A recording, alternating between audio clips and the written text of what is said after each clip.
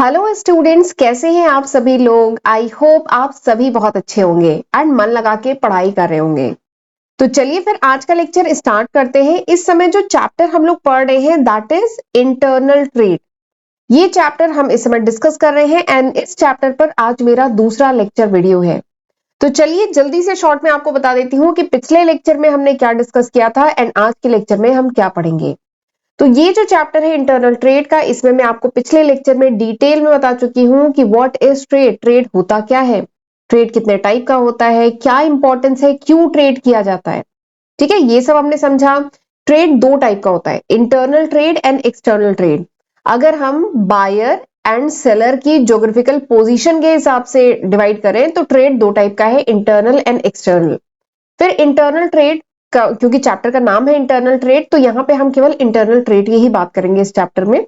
तो internal trade further दो type का होता है, एक होता है होलसेल ट्रेड और एक होता है रिटेल ट्रेड। ठीक है, तो वो हमें आगे डिटेल में पढ़ना है। तो आज के इस लेक्चर में हम होलसेल ट्रेड, जिसमें होलसेलर के बारे में हम डिटेल में पढ़ेंगे। पिछले लेक्चर में मैंने थोड़ा सा आइडिया दे दिया था होलसेलर कौन होता है, होलसेल ट्रेड क्या है, इसके क्या फंक्शन है, क्या रोल है, चार इंपॉर्टेंट फंक्शन बताए थे। एंड आज हम इसके आगे पढ़ेंगे। आज मैं बताऊंगी ये जो होलसेलर है, ठीक है, देखिए पहले आता है आपका मैन्युफैक्चरर जिसने सामान बनाया, या प्रोड्यूसर कह लीजिए जिसने फैक्ट्री लगाई है सामान बना रहा है। फिर उसके बाद आता है होलसेलर, होलसेलर इससे बल्क में सामान खरीदता है। फिर उसके बाद वो बेचता है रिटेलर को, रिटेल स्मॉल क्वांटिटी में इससे खरीदता है। फिर हम लोग क्या करते हैं, हम कंज्यूमर्स रिटेलर यानी दुकान से जाके सामान खरीदते हैं। तो इस तरीके से मैन्युफैक्चरर से सामान हमारे पास पहुंचता है। ठीक है, तो आज के लेक्चर में हम पढ़ने वाले हैं what are the services wholesaler offers to retailer.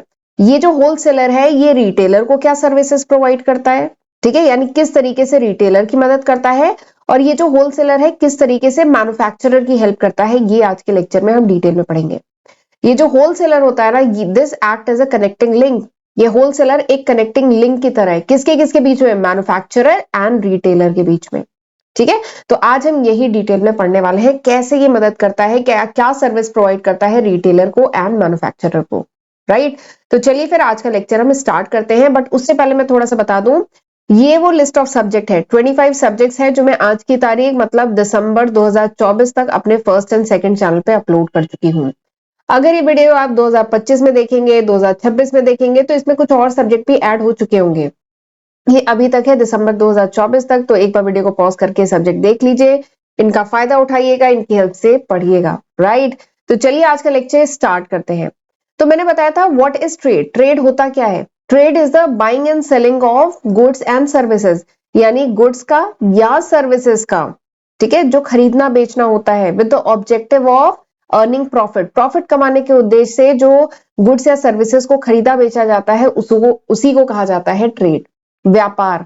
ठीक, अब ये जो बायर एंड सेलर है, इनकी जो ज्योग्राफिकल लोकेशन है, मतलब बायर और सेलर है कहाँ के, इसके बेसिस पे डिवाइड किया जाए तो ट्रेड दो टाइप का होता है, internal and external. Internal trade मतलब अगर बायर और सेलर एक ही कंट्री के हैं, मतलब किसी नेशन की बाउंड्री के अंदर के हैं दोनों बायर सेलर, तो वो ट्रेड क्या होगा, इंटरनल ट्रेड। लेकिन एक्सटर्नल ट्रेड क्या है कि बायर एक कंट्री का है, सेलर दूसरी कंट्री का है, यानी नेशन की बाउंड्री के बाहर अगर ट्रेड किया जा रहा है तो वो क्या होगा, एक्सटर्नल ट्रेड। तो इस चैप्टर में फिलहाल हमें इंटरनल ट्रेड पे फोकस करना है। अब इंटरनल ट्रेड फर्दर दो टाइप के होते हैं, एक होलसेल ट्रेड, एक रिटेल ट्रेड। ठीक है, तो आज के लेक्चर में हम होलसेल ट्रेड के बारे में बात करेंगे। होलसेल मतलब लार्ज क्वांटिटी में, बल्क में जब सामान खरीदा बेचा जाए रीसेल के पर्पज से, तो उसको कहा जाता है होलसेल ट्रेड। होलसेल में क्या होता है, जो भी पर्सन है या जो भी स्टैब्लिशमेंट है वो गुड्स बल्क क्वांटिटी में मैन्युफैक्चरर से खरीदता है और उसको स्मॉल लॉट्स में रिटेलर को बेचता है। ठीक है, ये होता है होलसेलर। तो ये होलसेलर एक इंपॉर्टेंट लिंक होता है किसके किसके बीच में, मैन्युफैक्चरर एंड रिटेलर। ये मैन्युफैक्चरर है, ये रिटेलर है, इनके बीच में। ठीक है, और ये एक बहुत इंपॉर्टेंट रोल प्ले करता है प्रोडक्ट या सर्विस के डिस्ट्रीब्यूशन में। कोई प्रोडक्ट एक्स सिटी में बन रहा है, ठीक है, ये एक्स सिटी है, यहाँ पे प्रोडक्ट बन रहा है, लेकिन वो ऑल ओवर इंडिया कैसे अवेलेबल हो जाता है, बिकॉज ऑफ दीज इंटरमीडियरी। ये जो मार्केट इंटरमीडियरी है, इनके कारण ऑल ओवर इंडिया प्रोडक्ट का डिस्ट्रीब्यूशन इतनी आसानी से इतनी जल्दी हो पाता है, तो इसलिए इनका बहुत इंपॉर्टेंट रोल है। ठीक है, तो अब हम देखते हैं कि व्हाट सर्विसेज दे प्ले। ठीक है, एक सेकेंड, एक स्लाइड है मैं आपको दिखाती हूँ। हाँ, सर्विसेज ऑफ होलसेलर, होलसेलर की क्या सर्विसेज है? तो होलसेलर की जो सर्विसेज है वो मैन्युफैक्चरर के लिए अलग, होलसेलर मैन्युफैक्चरर को क्या सर्विसेज प्रोवाइड करता है एंड रिटेलर को क्या सर्विसेज प्रोवाइड करता है, ये हमें पढ़ना है। तो हम पहले पढ़ते हैं मैन्युफैक्चरर या कह लीजिए प्रोड्यूसर को क्या सर्विसेज प्रोवाइड करता है। ठीक है, एक सेकेंड मैं स्लाइड ले आऊं, हाँ ये वाली स्लाइड है। ठीक, जो होलसेलर है कौन सी सर्विसेज प्रोवाइड करता है मैन्युफैक्चरर को? तो सबसे पहली जो सर्विस होलसेलर प्रोवाइड करता है वो क्या है? बियरिंग रिस्क, यानी जो होलसेलर है वो रिस्क बियर करता है। जब होलसेलर बल्क में मैन्युफैक्चरर से सामान खरीदता है तो वो अपने नाम पे खरीदता है, वो गुड्स की डिलीवरी लेता है, बल्क में खरीद रहा है और उसको अपने वेयर हाउस में, जो अपना गोडाउन है उसमें उसे स्टोर करता है।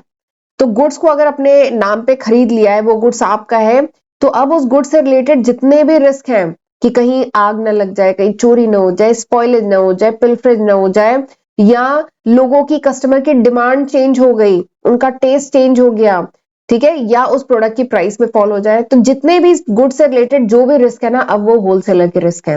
होलसेलर ने पैसा देके मैन्युफैक्चरर से सामान खरीद लिया है, अपने पास गोडाउन में रखा है, तो यानी उस प्रोडक्ट से रिलेटेड जितने भी रिस्क है अब वो होलसेलर के रिस्क है।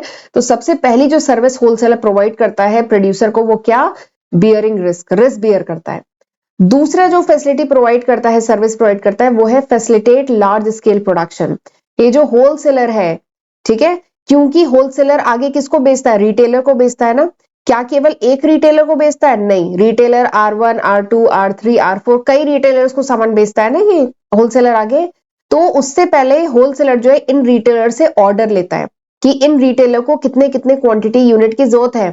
ठीक है, ये देखिए मैं लिखा है, होलसेलर कलेक्ट करता है ऑर्डर फ्रॉम रिटेलर एंड ये ऑर्डर पास ऑन करता है मैन्युफैक्चरर को। सारे होलसेलर ने बोला कि 100 हमें यूनिट चाहिए इसके, ठीक है, और 10 रिटेलर थे, तो इसका मतलब क्या हुआ? 1000 यूनिट की डिमांड है और ये होलसेलर फिर प्रोड्यूसर को बोलता है कि 1000 यूनिट का प्रोडक्शन करे और हमें दे। तो ये जो प्रोड्यूसर है ना, जब लार्ज स्केल में प्रोडक्शन करता है तो इस प्रोड्यूसर को भी सस्ता पड़ता है। तो ये होलसेलर का दूसरा रोल यही है कि it help in large scale production. ने लार्ज स्केल प्रोडक्शन फैक्ट्री कर पा रही है क्योंकि होलसेलर ने इसको इन्फॉर्मेशन प्रोवाइड की है कि 1000 यूनिट का ऑर्डर तो मेरा ही है, मुझे 1000 यूनिट बना के दो, इसलिए फैक्ट्री 1000 यूनिट का ऑर्डर एक साथ करेगी। तो इसे क्या पड़ेगा? इकोनॉमी ऑफ स्केल, यानी पर यूनिट जो कॉस्ट आएगी वो कम आएगी। ठीक है, तो ये दूसरी इंफॉर्मेशन, दूसरी सर्विस प्रोवाइड करता है। तीसरी क्या प्रोवाइड करता है? Expert advice. एक्सपर्ट एडवाइस का क्या मतलब है? देखिए ये जो होलसेलर है, he come in direct contact with retailer. Wholesaler किसके डायरेक्ट कॉन्टैक्ट में होता है? रिटेलर के होता है। और रिटेलर किसके डायरेक्ट कांटेक्ट में होता है? हम लोगों के, कस्टमर्स के। तो रिटेलर को सब पता होता है कि कस्टमर की डिमांड क्या है, टेस्ट क्या है, आजकल कस्टमर क्या मांग रहा है, कस्टमर की प्रेफरेंस क्या है, कस्टमर को प्राइस ज्यादा लग रही है, कम लग रही है, कस्टमर को प्रोडक्ट में और क्या चाहिए। तो कस्टमर को, ये रिटेलर को सब कुछ पता है क्योंकि डायरेक्ट कॉन्टैक्ट में है कस्टमर के। और ये होलसेलर रिटेलर के डायरेक्ट कॉन्टैक्ट में है। तो होलसेलर जो भी इंफॉर्मेशन इसको रिटेलर से मिलती है, ये सारी इंफॉर्मेशन किसको प्रोवाइड करता है? मैन्युफैक्चरर को प्रोवाइड करता है, जिससे मैन्युफैक्चरर अपने प्रोडक्ट में और मॉडिफिकेशन कर पाता है, रिटेलर या कह लीजिए कस्टमर की डिमांड के अकॉर्डिंग प्रोडक्ट बना पाता है। ठीक है, तो वही है एक्सपर्ट एडवाइस प्रोवाइड करना, ये तीसरी सर्विस है। चौथी क्या है? Financial assistance. ये जो होलसेलर है ये मैन्युफैक्चरर को फाइनेंशियल असिस्टेंस भी प्रोवाइड करता है। कैसे फाइनेंशियल असिस्टेंस प्रोवाइड करता है? होलसेलर मैन्युफैक्चरर से बल्क में सामान खरीदा, उसका कैश में पेमेंट कर दिया, तो यानी इस मैन्युफैक्चरर का पैसा ब्लॉक नहीं हुआ ना। मैन्युफैक्चरर ने सामान बनाया और वो सामान होलसेलर के पास पहुंच गया और उसको उसके बदले में पैसा मिल गया, तो यानी पैसा ब्लॉक नहीं हो रहा, कैपिटल ब्लॉक नहीं हो रहा, तो इससे इसको क्या है? फाइनेंशियल हेल्प मिल रही है।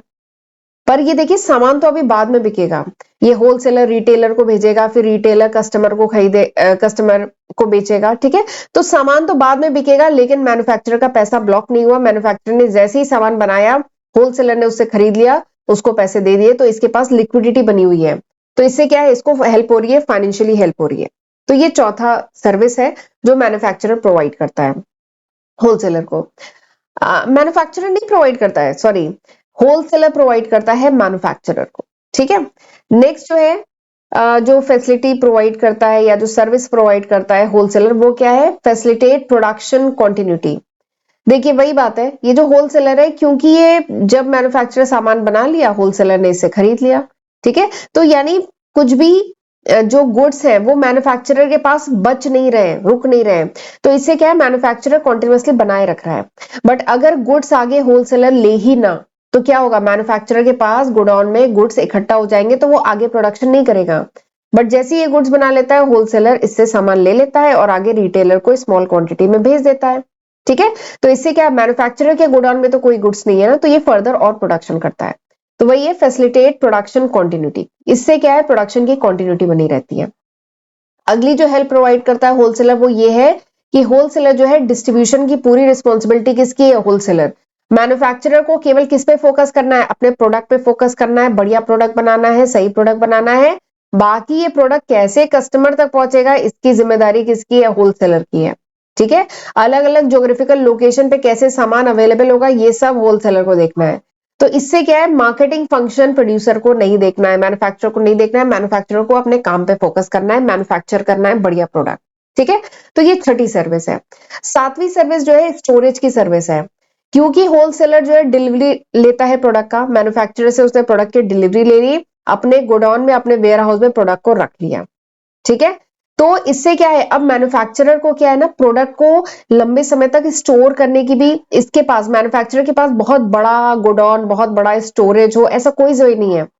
ठीक है, इसके पास छोटा भी स्टोरेज जो चलेगा, क्योंकि मैन्युफैक्चरर ने जब सामान बना लिया तो होलसेलर ने इससे खरीद लिया, होलसेलर उसको स्टोर कर रहा है ना अपने पास और फिर आगे रिटेलर को बेच रहा है।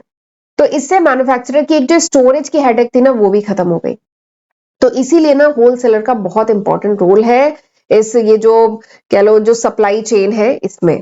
ठीक है, अगला जो होलसेलर का रोल है रिटेलर के लिए, होलसेलर आगे प्रोडक्ट किसको बेच रहा है, रिटेलर को बेचता है। ठीक है, तो ये होलसेलर रिटेलर को ही बहुत सारी सर्विस प्रोवाइड करता है।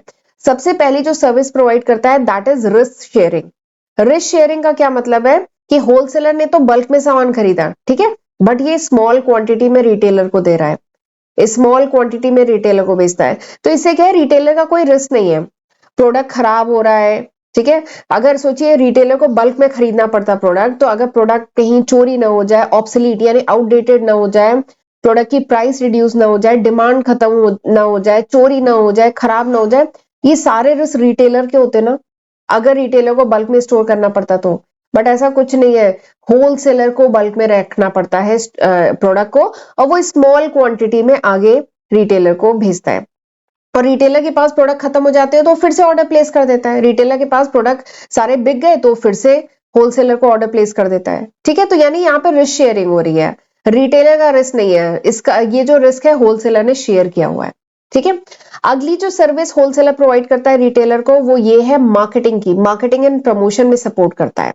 आपने नोटिस किया होगा बहुत सारी शॉप्स पे आपको बैनर मिलेंगे, बहुत सारी शॉप्स होती हैं, ठीक है, आगे आपके घर के आसपास बहुत सारी दुकानों पे जो प्रोडक्ट्स हैं, ठीक है, उसके बैनर वगैरह मिले रहेंगे। और जो कंपनीज होती है ना, जो होलसेलर होते हैं, वो रिटेलर्स को छोटी छोटी आलमीरा या रैक भी प्रोवाइड करते हैं। आइसक्रीम की जो कंपनीज होती है वो फ्रिज वगैरह भी प्रोवाइड करती हैं, कंपनीज होलसेलर फ्रिज वगैरह भी प्रोवाइड करते हैं। तो इससे क्या है, रिटेलर की मदद हो जाती है, रिटेलर को प्रोडक्ट की एडवर्टाइजमेंट करने की कोई जरूरत नहीं है, उसके लिए कोई प्रमोशनल एक्टिविटी करने की कोई जरूरत नहीं है, रिटेलर को नहीं करना है, ये सारे काम होलसेलर कर रहा है और पीछे कंपनी सजेस्ट कर रही है। ठीक है, तो इससे मार्केटिंग में भी सपोर्ट होता है, इसी की वजह से रिटेलर का सामान जल्दी बिकता है। ठीक है, तीसरा जो सर्विस प्रोवाइड करता है होलसेलर रिटेलर को वो है स्पेशलाइज नॉलेज। स्पेशलाइज नॉलेज का क्या मतलब है, देखिए होलसेलर तो एक ही प्रोडक्ट में डील कर रहा है, जैसे सपोज करिए कोल्ड ड्रिंक का होलसेलर है, कोको कोला का होलसेलर है, पेप्सी का होलसेलर है, तो वो तो एक ही प्रोडक्ट में डील कर रहा है, तो उसको पूरी कह लीजिए मार्केट की नब्ज का पता है कि कब इस प्रोडक्ट की डिमांड ज्यादा होती है, कब कम होती है, कहाँ पे ज्यादा है, कहाँ पे कम है, किस एरियाज में ज्यादा है, विंटर में कितनी है, समर में कितनी है, तो उसे पूरे उस प्रोडक्ट की नब्ज पता है। ठीक है, तो वो ये जो इंफॉर्मेशन है वो किसको पास करता है, रिटेलर को।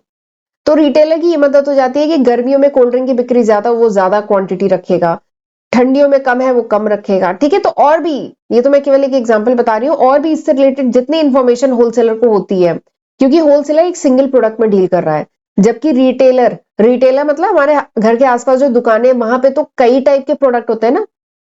अगर मैं किसी ग्रोसरी शॉप पे जाऊं तो ग्रोसरी शॉप पे तो बहुत टाइप के प्रोडक्ट है, तो रिटेलर एक एक प्रोडक्ट पे फोकस नहीं कर पाता है, बट होलसेलर का तो पूरा फोकस एक प्रोडक्ट पे होता है, तो उसे उस प्रोडक्ट की पूरी नफ्स पता है। ठीक है, तो वो रिटेलर को उसके अकॉर्डिंग इन्फॉर्म करता रहता है, नए प्रोडक्ट के बारे में, उसके यूजर्स के बारे में, उसकी यूटिलिटी के बारे में, प्राइसेस के बारे में। तो ये इससे जो है रिटेलर की हेल्प हो जाती है। ठीक है, अगली जो सर्विस प्रोवाइड करता है होलसेलर रिटेलर को, वो ये है grant of credit. Grant of credit का मतलब क्या है कि होलसेलर जो है इसको क्रेडिट भी प्रोवाइड करता है।